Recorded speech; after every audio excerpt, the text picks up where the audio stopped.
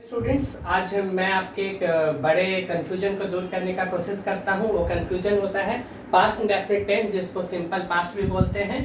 तो past indefinite tense और past perfect tense के बीच जो डिफरेंस है, इसको समझने में बहुत दिक्कत हो जाता है। और यही कारण है कि जब आप कॉमन एरर बनाते हैं किसी भी एग्जाम में, चाहे एसएससी पीटी का हो, एसएससी सीजीएल हो, या उससे बैंक से रिलेटेड हो, एसएससी इंडिया, कोई भी एग्जाम जब देते हैं तो पास्ट इंडेफिनिट और पास्ट परफेक्ट के कॉम्बिनेशन से एक क्वेश्चन आता है।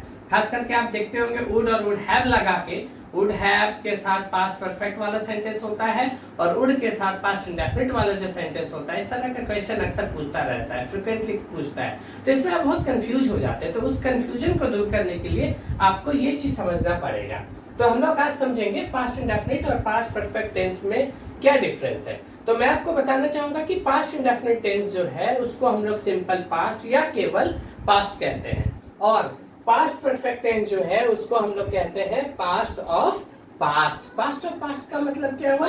पीछे का भी पीछे। यानी अगर मेरे दादाजी पास्ट हुए तो दादा के जो दादा होंगे वो क्या कहलाएंगे? Past of past. ये सिंपल लैंग्वेज में बता रहा हूँ।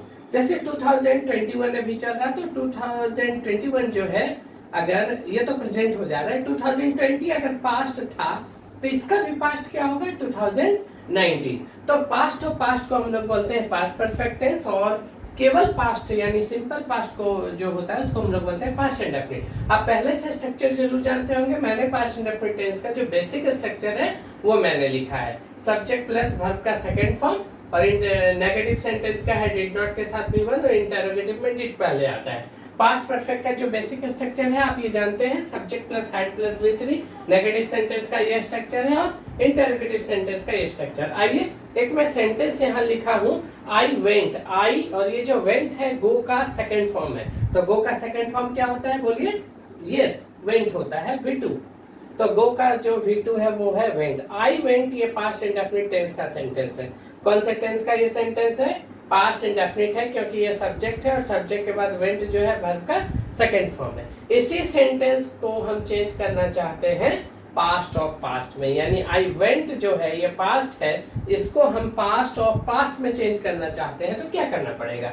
तो कोई भी पास्ट ऑफ पास्ट में जब सेंटेंस लिखेंगे तो सब्जेक्ट के बाद हैड होगा, हैड के बाद V3 होगा। तो यहाँ मैंने आई लिखा सब्जेक्ट, सब्जेक्ट के बाद हैड, हैड के बाद थर्ड फॉर्म। तो वेंट, गो का थर्ड फॉर्म क्या होगा? Gone. Go went gone, went जो है गो से बना है, ये सेकंड फॉर्म है। तो गो का थर्ड फॉर्म क्या लिखा है हमने? गॉन लिखा है, जो कि थर्ड फॉर्म है। इसी तरह ही रोट, रोट वर्ब का सेकंड फॉर्म है। ये सेंटेंस पास्ट में है, यानी पास्ट इंडेफिनिट में है या सिंपल पास्ट में है। मैं इसको चाहता हूँ पास्ट ऑफ पास्ट में चेंज करना। तो इसका पास्ट ऑफ पास्ट क्या होगा? सब्जेक्ट हैड और V3। रिटर्न जो है ये वर्ब का थर्ड फॉर्म है, ये सब्जेक्ट है, ये हैड है, और ये क्या है हमारा? थर्ड फॉर्म है, यानी V3 है। अब मैं देखता हूं कि दोनों के कॉम्बिनेशन से क्वेश्चन कैसे आता है, और क्वेश्चन में जाने के पहले इसके रियल कॉन्सेप्ट को समझने का प्रयास करते हैं। तो आइए अब मैं इसके रियल कॉन्सेप्ट को समझाने का प्रयास करता हूं आपको। तो आज हम लोग पास्ट इंडेफिनिट यानी पास्ट सिंपल पास्ट और पास्ट परफेक्ट दोनों के डिफरेंस को जानने का कोशिश कर रहे हैं। अभी मैं एक सेंटेंस लिखता हूँ, जैसे यहाँ पर लिखा है कि मैंने पैसा जमा किया। आई डिपॉजिटेड, डिपॉजिट मतलब होता है जमा करना। आई डिपॉजिटेड, ये आई डिपॉजिटेड माई मनी, मैंने अपना पैसा जमा किया। आफ्टर दैट, उसके बाद, आफ्टर दैट उसके बाद वह आया, ही, और यहाँ पर मैंने लिखा है केम। देखिए दोनों घटनाएं पास्ट में हुई है, यानी पैसा जमा करने का काम भी पास्ट में हुआ और आने का काम भी पास्ट में हुआ। देखिए जब दो काम पास्ट में होता है तो आपको दोनों के टाइम को देखना पड़ेगा कि भैया आखिर टाइम कौन सा है, और टाइम के अनुसार जो है हम लोग वर्ब के सीक्वेंस को रखते हैं। वर्ब का सीक्वेंस का मतलब कौन सा काम पहले हुआ, कौन सा काम बाद में हुआ। सपोज कल का ये घटना है, 2 दिन पहले का घटना है या कल का घटना है, उसके अनुसार कल का घटना यानी पास्ट का घटना है। पास्ट में क्या हुआ? मैंने अपना पैसा जमा किया। आफ्टर दैट उसके बाद वह आया। तो यहाँ देख रहे हैं दो काम हुआ है, आना और पैसा का जमा होना। अब इसमें से हम लोग देखते हैं कि कौन सा काम पहले हुआ। तो ऑब्वियसली ये वाला काम जो हुआ पहले हुआ, अर्लियर एक्शन है ये, ये अर्लियर एक्शन है, ये पहले हुआ, अर्लियर एक्शन पहले होने वाला ये काम, और कौन सा काम बाद में हुआ, आने का काम, ये लेटर एक्शन है। लेटर मतलब बाद वाला काम, ये काम जो है बाद वाला है, लेटर एक्शन, अर्लियर एक्शन और लेटर एक्शन, ये बाद वाला काम है। तो अभी हम देख रहे हैं कि दो काम पास्ट में हुआ, अब इसमें से देखना होगा कौन वाला काम पास्ट ऑफ पास्ट है, पास्ट का भी पास्ट। तो यहाँ पर देख रहे हैं आने वाला काम बाद में हुआ, इसलिए ये पास्ट है, और इसके भी पहले काम हुआ, वो था पैसा का जमा होना।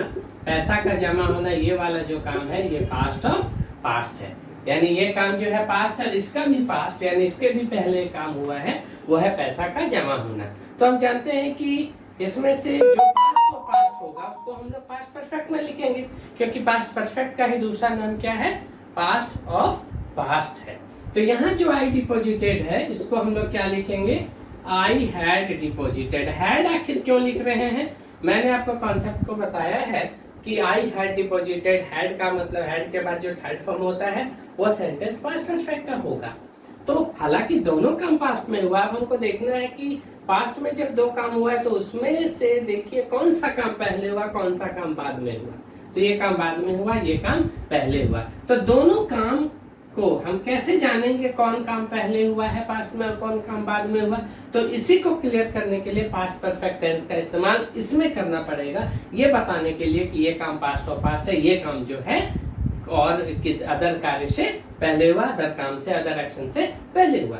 I had deposited my money, ये सेंटेंस होगा I had deposited my money. After that, उसके बाद वह आया, आने का काम बाद में हुआ, ही केम। अभी हम यहाँ देखेंगे ही सब्जेक्ट है और केम वर्ब का सेकंड फॉर्म है, और यहाँ देख रहे हैं आई सब्जेक्ट है, ये हेड है, और यहाँ वर्ब का थर्ड फॉर्म है।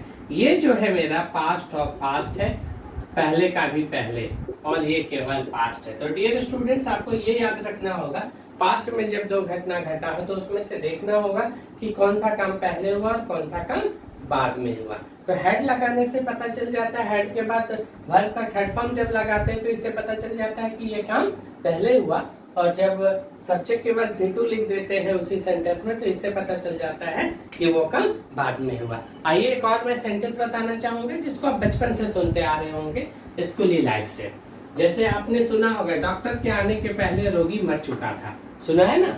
हाँ, तो वही सेंटेंस को मैं बताने वाला हूँ। जैसे आप हिंदी सेंटेंस ले ले, देखिए कॉन्सेप्ट समझने से मतलब है आपको, इसलिए मैं हिंदी का भी इस्तेमाल करता हूँ। हिंदी भाषी बहुत सारे स्टूडेंट्स हैं जिनके लिए इंग्लिश काफी टफ लगता है, तो उनके लिए मैं सॉल्यूशन लेके आया हूँ।